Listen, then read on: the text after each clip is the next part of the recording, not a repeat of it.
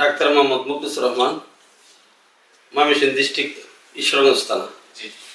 আমি একজন homeopathic DSMS course করে ডাক্তার। বাজারের কাছে আমার প্রশ্ন হলো, আল্লাহ পাক কুরআন মাজিদের সূরা আল ইমরানের 102 নম্বর আয়াতে বলছেন, ইয়া আইয়ুহাল্লাযীনা আমানুত্তাকুল্লাহা হাক্কা তুকাতিহি ওয়া লা তামুতুন্না ইল্লা ওয়া আনতুম মুসলিমুন। বাজারের কাছে আমার জিজ্ঞাসা প্রশ্ন হলো যে ওইটার শরীয়তি এবং হাকিকতি আলোচনাটা একটু জানার জন্য আগ্রহ প্রকাশ করছি। তোমার বাংলা কথাটা কি ছিল, একটা আরবি বললে। বাংলা কথাটা তো হচ্ছে যে, বাংলা কথাটা বলো। এই ইমানদারগণ,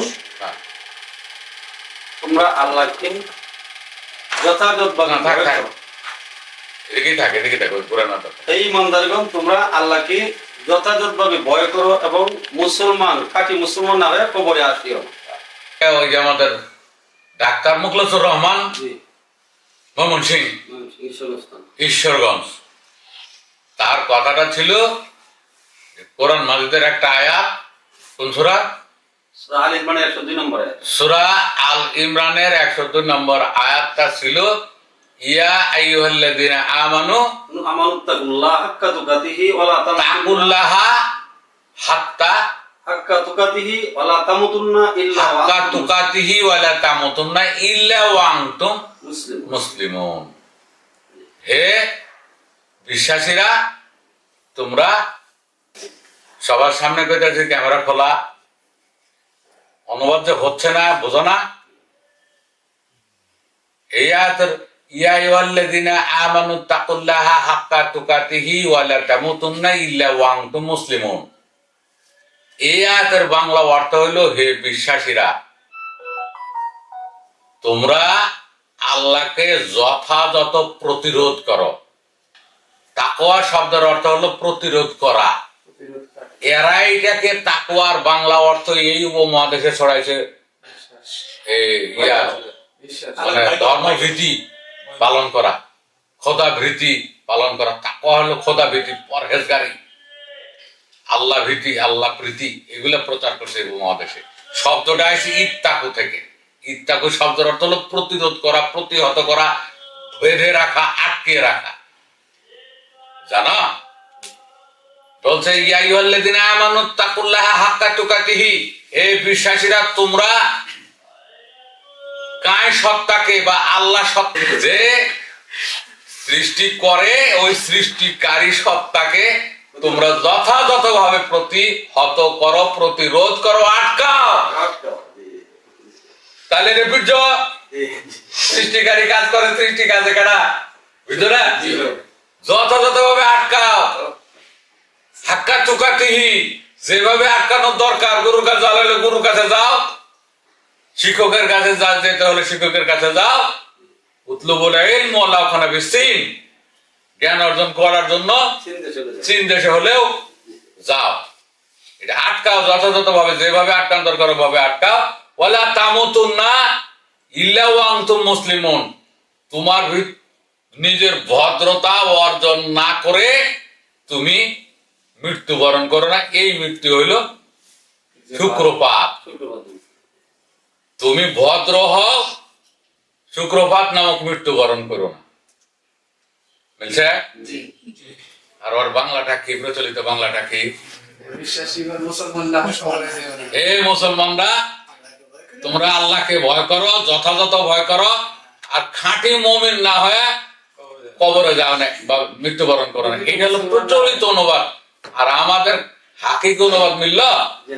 হাকিকি অনুবাদ হলো, এই বিশ্বাসীরা, তোমরা আল্লাহকে বা কায়কে বা সৃষ্টিকারী সত্তাকে প্রতিহত করো, প্রতিরোধ করো, আটকাও। ওয়ালা তামুতুন্না, মৃত্যুবরণ করো না, মৃত্যুবরণ করো না, ইল্লা ওয়া আনতুম মুসলিমুন, ভদ্রতা অর্জন না করে। তাহলে ভদ্র তারাই যারা মৈথুনে জন্মালিতে শুক্রপাত করা থেকে বিরত থাকে।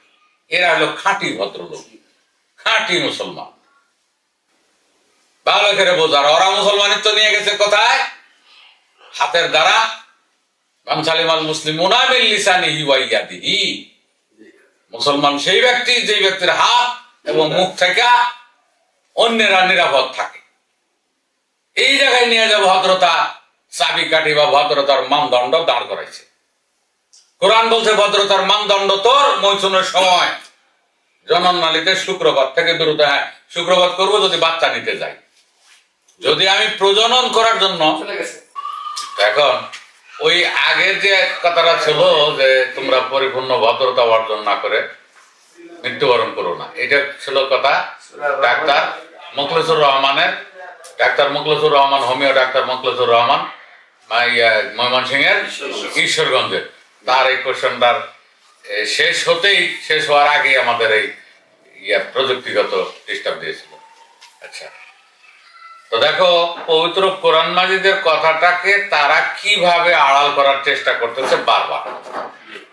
হে বিশ্বাসীরা, তোমরা তোমাদের কাঁইকে প্রতিহত করো, যথাযথভাবে আটকে রাখো, বেঁধে রাখো, প্রতিহত করে রাখো, আর তোমরা ভদ্রতা অর্জন না করে মৃত্যুবরণ করো না। এখন ভদ্রতা অর্জন করতে ওয়ালা তামতুন্না ইল্লা ওয়া আনতুম মুসলিমুন, এই ইসলাম শব্দটা সিলম ধাতু থেকে এসছে। সিলম শব্দের অর্থ হলো শান্ত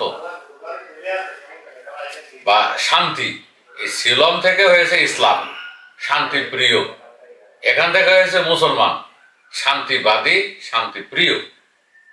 এখন এই শান্তি প্রিয় শান্তিবাদী মানে ভদ্র আর কি। তো মুসলমান মানে এরা শান্তিপ্রিয় শান্তিবাদী বলে, আমরা বলবো এটা ভদ্রলোক।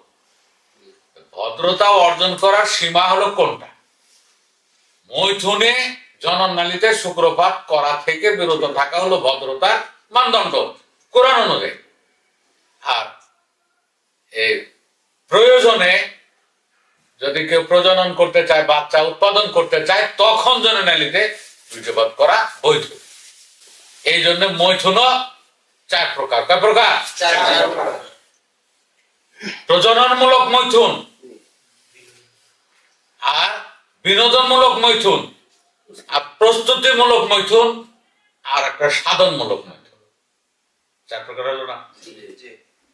প্রজননমূলক মৈথুন পৃথিবীর সবাই করে, মানে সকল প্রজাতি গরু ছাগল, ওরা তার শুক্র নিয়ন্ত্রণের পদ্ধতি জানে না। মানুষ হলো শ্রেষ্ঠ, মানুষকে শুক্র নিয়ন্ত্রণের কাজ করতে হবে। এখন মানুষ যদি পশুদের মতোই শুক্রপাত করে যত্রতত্র, তো পশুর সঙ্গে তার মিল হয়ে গেল, তার ভিতর থেকে পাশবিকতা দূর হয় নাই, মানে পশুত্ব দূর হয় নাই, তাহলে তো পশুকুলেই আছে। এই জন্য কুল কয়টা? কুল 4টা। পশুকুল, দেবতাকুল, মানবকুল আর গুরুকুল বা ঈশ্বর কুল 4 প্রকার। তো পশুকুলে জন্ম, পশুকুলেই মরে। এই লালন সাহেবের একটা বাণীর ভিতর আছে যে নবী নাম মানে যারা মুয়াহিদ কাফের, তারা এই দুনিয়ায় সেই মুয়াহিদ দায়মাল হবে, বেহিসাবে দোজখে যাবে, আবার তারা খালাস পাবে। লালন কয় মোর কি হয় জানি। নবী নাম মানে যারা, নবী হলো ডিভাইনাল মেসেঞ্জার, স্বর্গীয় অবতার, স্বর্গীয় দূত, এরা হলো নবী। আমাদের দেশে যে নবী পাওয়া যায়, মদিনায় শুয়ে রয়েছে যে আব্দুল্লাহর ছেলে, মদিনায় যার মাজার আছে, এইটাকে তারা নবী নামে এখনো প্রচার করতেছে। কোরআন তা বলে না।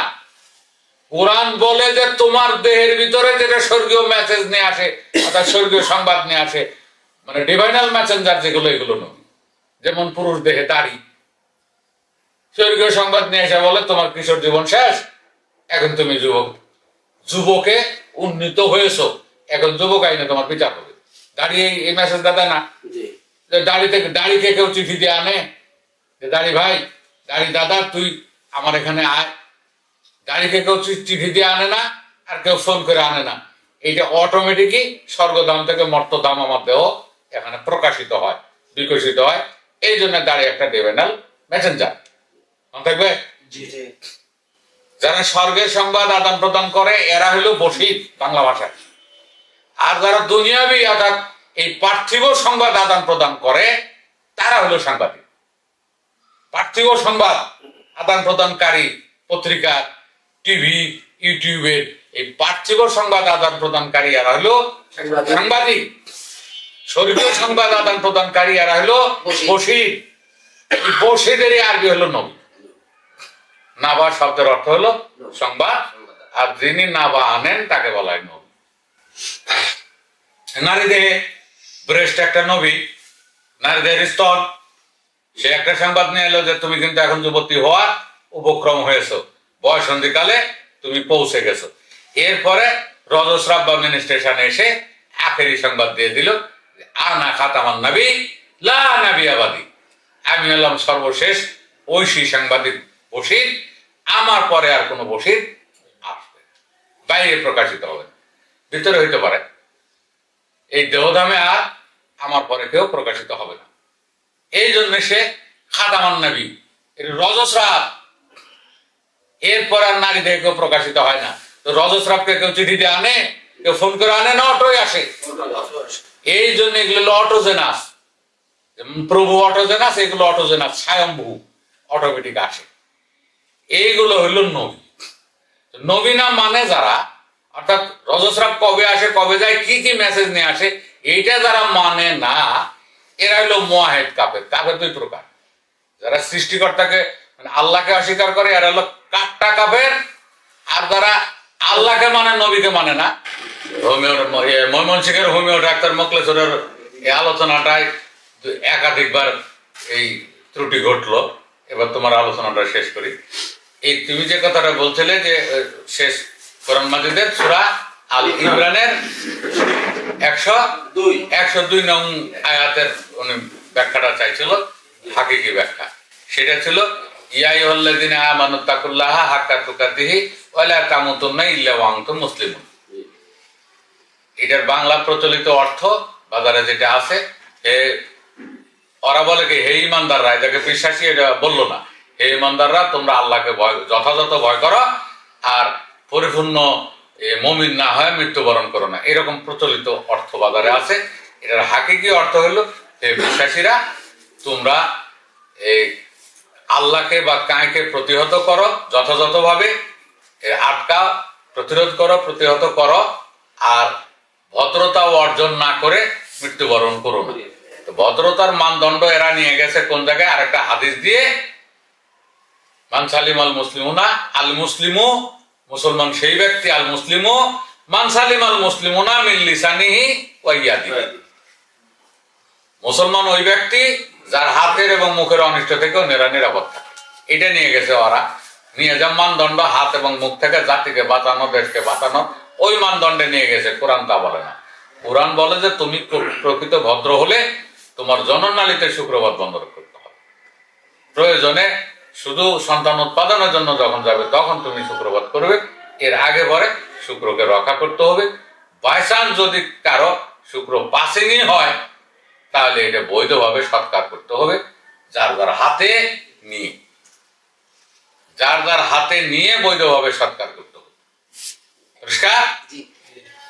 এইটা হলো ভদ্রতার মানদণ্ড। ওরা ভদ্রতার মানদণ্ড নিয়ে গেছে বাইরে, আমরা দেহতত্ত্ব, পবিত্র কোরআন মাজিদ এটা হলো মিনহাজ, এটা হলো গুরুবাদী পথ।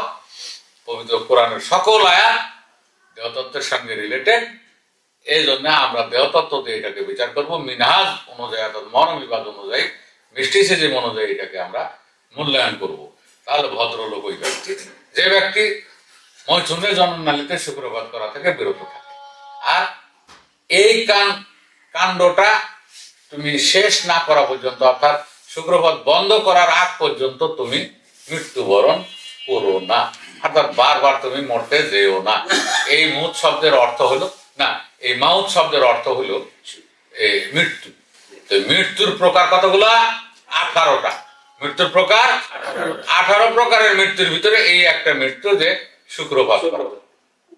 গাছের ডাল শুকিয়ে গেলে কেবল মানুষে বলে কি মারা গেছে, তারপরে খেলতে নেমে আউট হলে মানুষে বলে যে তুই আউট, মরা, উঠ, তুই কোর্ট থেকে উঠ, বলে না? তারপরে বড় ধরনের ক্ষতি হলে মারা গেছে, হ্যাঁ, তাজল মরা, মরছে, এরকম বলে। তাই এই মরা 18 প্রকার, বিবাহ একটা মৃত্যু, ঘুম একটা মৃত্যু, ঘুমাই গেলেও বলে। Thanks for watching. Lots of